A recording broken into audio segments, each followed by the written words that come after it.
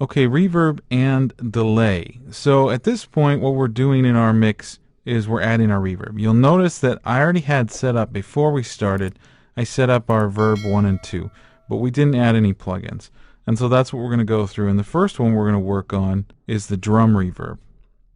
Okay, and so here's me adding the preset for the drums. And I have to admit that I did cheat a little bit. I did go through and find the drum reverb that I like for the session. And that's something that can take a while. And so I didn't want to have you guys sit there while I listen to a bunch of drum reverbs. It would be a nice idea, but it could take a while. And so I wanted to go through and find the ones I liked first and then just kind of toss them in.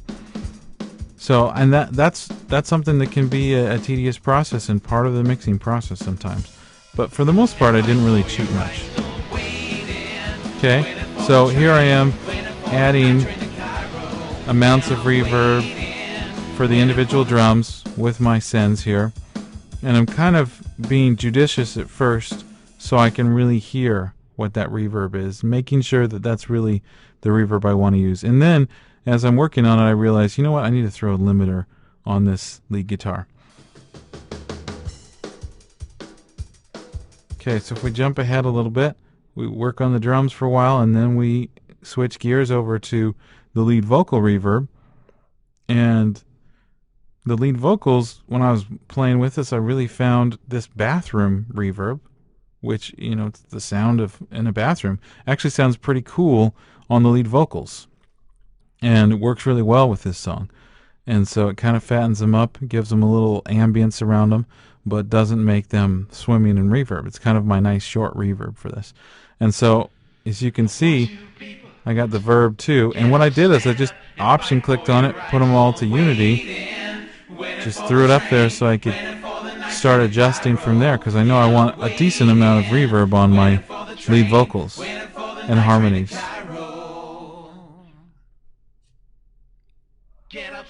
Okay, so basically throughout this Reverb 1 video, that's what we're doing. We're adding those 2 reverbs and then adding portions of tracks to either verb 1 or verb 2. Verb 1 being the reverb that makes the drum sound good, and verb 2 the reverb that makes the lead vocals sound good. So let's look some more at what happens in Reverb 2. Okay, so in Reverb 2, what we're doing is about 29 seconds here. We're taking and adding a third reverb, but this reverb is just for one track, and so I'm going to break the rules, not use the auxiliary. I'm going to add it as an insert on the track because it's only on this one track. It's trying to make this electric guitar kind of be separated from both the lead guitar and the other guitars. So we're putting a spring reverb on there, which a spring reverb is the kind of reverb that you have on a lot of guitar amps, and so that's why we're using this.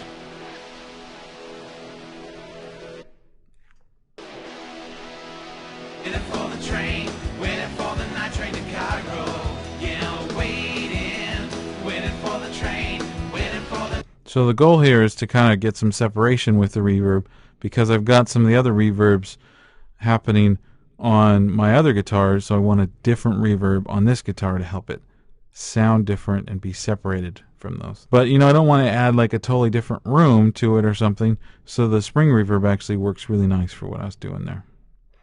Okay, so if we jump over to a little after 2 minutes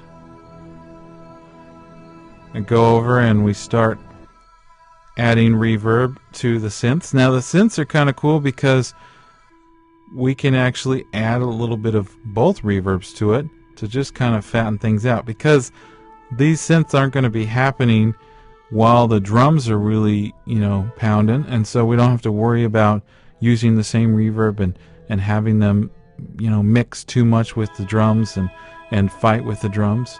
And so, you know, we can just use these reverbs to kind of fatten up these synths, and so that's what we're doing here. Okay, so let's look at some delay in the next video here.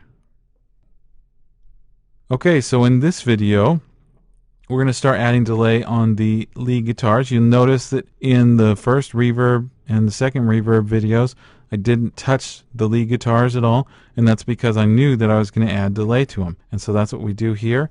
So you can see that I'm setting up an auxiliary to go to my delay. And so I'm taking the Verb 1, which I'm not going to use on the guitar, that spot for the auxiliary send, and I'm changing it to delay 1, which I have delay 1 on the input of my auxiliary track here, and then I'm putting my delay plugin on it.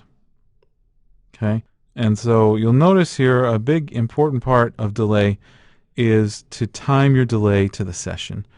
And that's really going to help the feel of your mix and help the rhythmic content of your mix, is to have your delays match the BPM of your session. And you can see I've pulled up here, you can see that 162 is our BPM, and so I've made sure to select 162.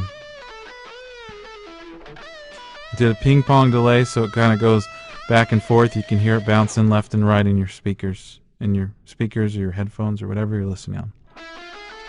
Okay, and then because I set it up as an auxiliary send and return, I have it all the way wet. Okay, and then I adjust how much I send to it, and therefore adjust the level of reverb. And then later on in the video, I repeat the process to put a similar delay on the lead guitar at the beginning of the song. And that is reverb and delay.